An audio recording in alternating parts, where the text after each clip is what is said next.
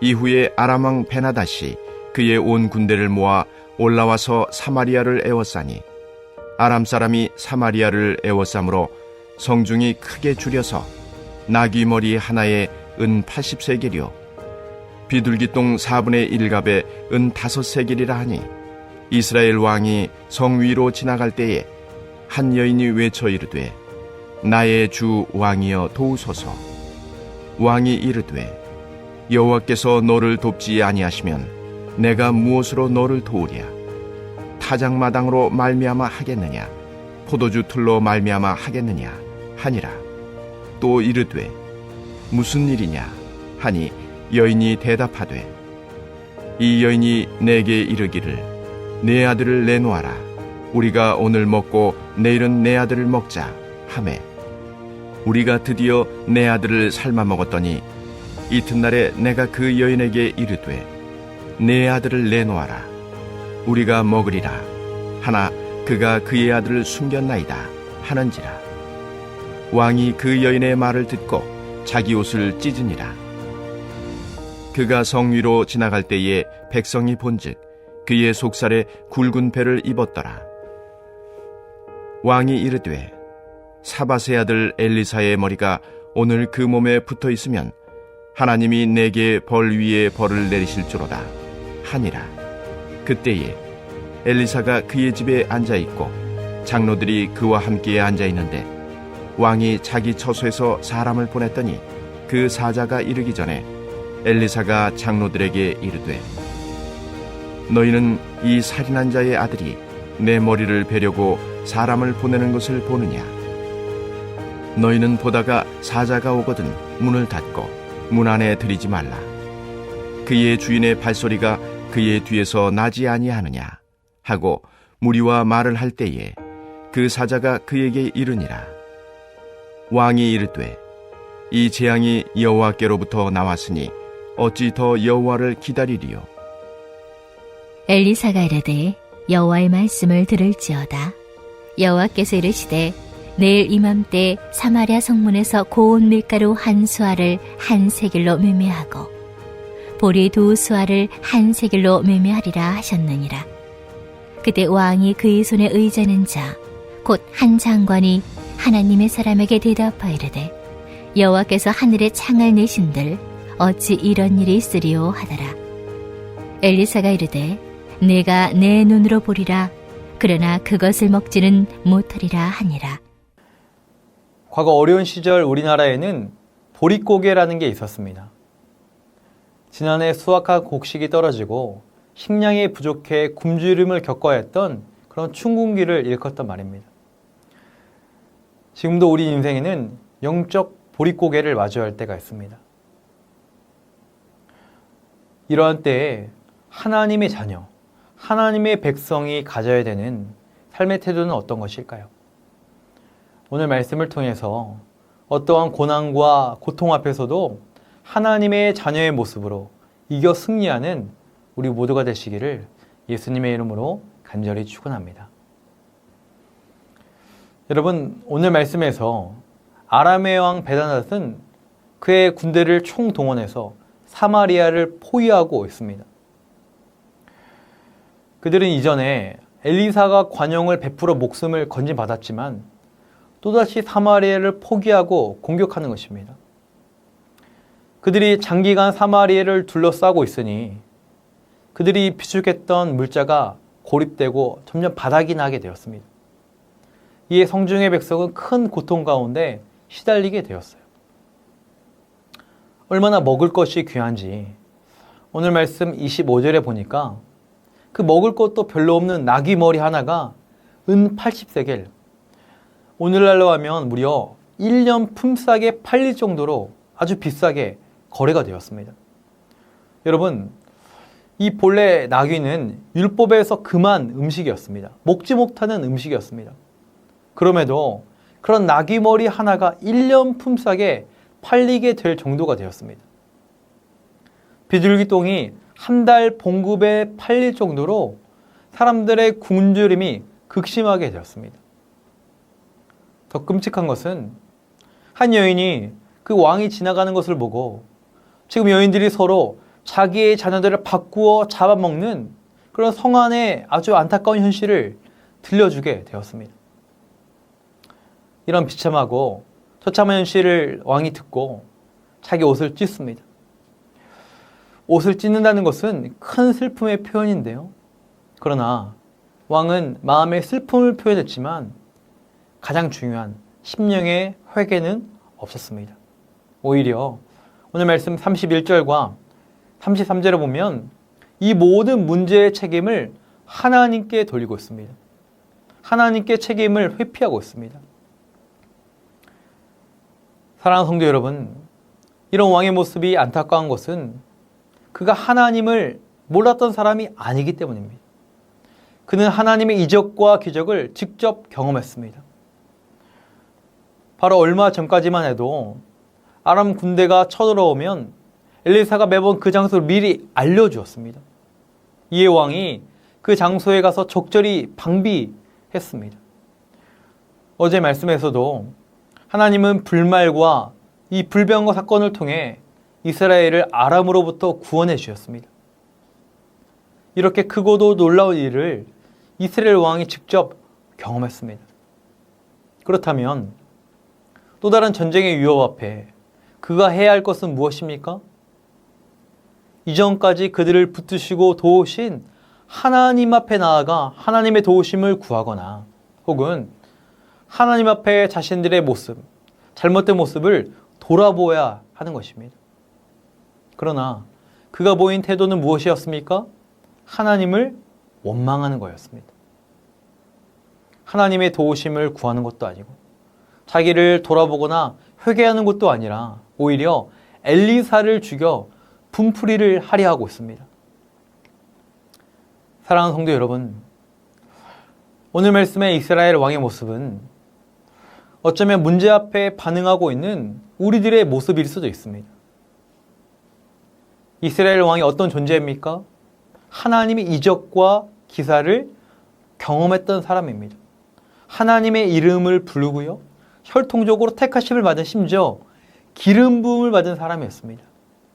그러나 삶의 문제와 고통 앞에 하나님을 원망하고 있다는 거예요. 하나님의 은혜를 누릴 때는 좋았지만 삶에 문제가 생기니 하나님을 소용없다, 하나님이 어디 계시냐, 냉소적인 태도를 보이고 있습니다. 자기가 하나님 편에 서 있지 않은 것은 전혀 생각하지 않고 오히려 하나님이 왜 나를 도와주시지 않느냐, 하나님이 왜 내 편이 아니라고 화를 내고 있습니다. 이 하나님은 징계와 고난을 통해 그가 다시 하나님을 바라보기 원하셨습니다. 하나님을 자기가 필요할 때만 찾는, 이용하는 것이 아니라 그가 하나님, 그를 지으신 하나님의 편에 서기 원하셨다는 거예요. 여러분, 이전까지 엘리사를 통해 이스라엘을 때마다 일마다 도와주신 하나님께서 왜 오늘 본문에선 잠잠하셨을까요? 이 고통과 어려움의 사건을 통해 그들에게 계시하고자 하는 하나님의 뜻은 무엇입니까? 바로 하나님과의 관계 회복을 명하시고 계십니다. 지금 그들이 이런 고통을 당한 것은 세상적인 말로 너희 팔자가 드신 것도 아니고 너희 운이 당한 것도 아니고 우연이 아닌 분명한 하나님의 징계와 형벌이라는 거예요. 하나님은 이런 고통을 통해 그들이 하나님께로 다시 돌아오길 원하셨습니다. 하나님과 우상을 겸하여 섬겼던 그들이 다시 그들의 창조주 하나님만 바라보기를 원하셨습니다. 마찬가지로 우리도 우리 삶의 고통과 어려움 앞에 여러분 영적 분별력이 필요합니다. 크게 두 가지를 우리가 생각할 수 있어야 하는데요. 먼저는 우리에게 있는 고통과 어려움 가운데 이것이 나의 믿음의 성장을 위한 하나님의 시련인지를 분별해야 합니다. 두 번째로 우리 삶에 있는 고통과 고난 앞에 이것이 내 안의 욕심과 죄악 때문에 오는 시험인지를 분간해야 합니다. 만약 나의 고난이 믿음의 성장을 위한 거라면 우리는 하나님께 기도하며 인내의 자리로 나아가야 합니다. 고통과 어려움 가운데 믿음으로 이겨내기 위해 하나님의 도우심을 구해야 합니다. 그리고 그 과정을 통해 우리의 믿음이 점점 성장하고 하나님의 사람으로 세워져 가는 것을 경험하게 되는 것입니다. 그러나 만약 우리 삶에 찾아온 고난이 우리 안에 있는 죄악과 욕심 때문이라면 하나님 앞에 철저히 회개해야 합니다. 하나님과의 관계 속에 우리를 돌아보고 다시금 하나님께로 나아가야 합니다.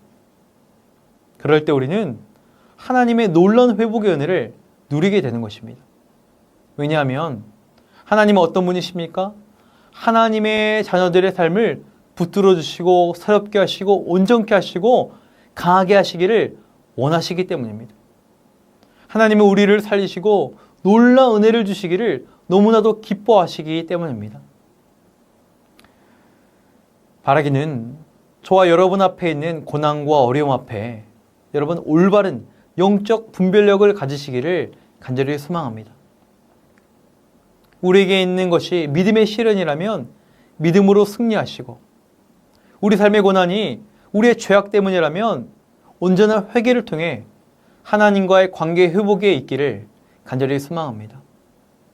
우리 안에 원망과 불평을 그치고 하나님을 바라보심으로 우리 하나님의 치유하심, 우리 하나님의 온전케 하심, 하나님의 능력과 하나님의 사랑의 풍성함을 경험하시기를 축원합니다. 계속 말씀을 보면 놀라운 말씀이 이어지는데요. 바로 이스라엘의 그 죄악, 그들의 어리석음에도 불구하고 하나님의 자비와 그 은혜의 풍성함이 드러나는 장면입니다.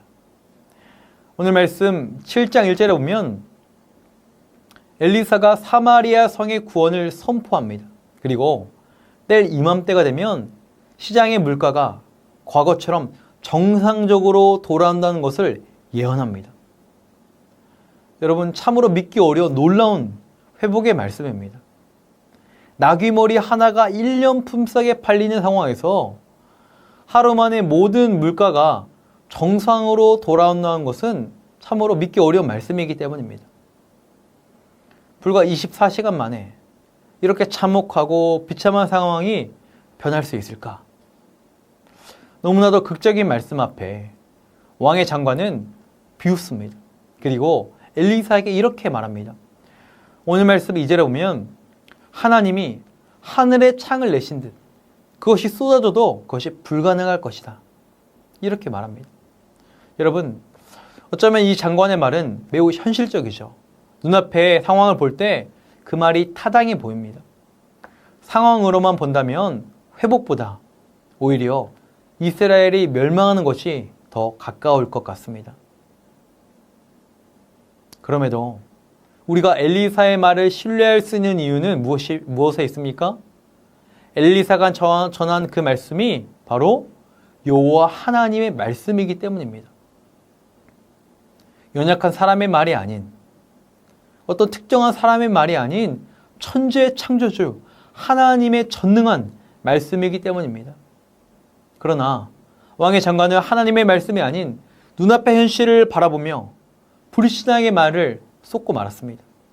어떻게 그것이 가능하겠는가?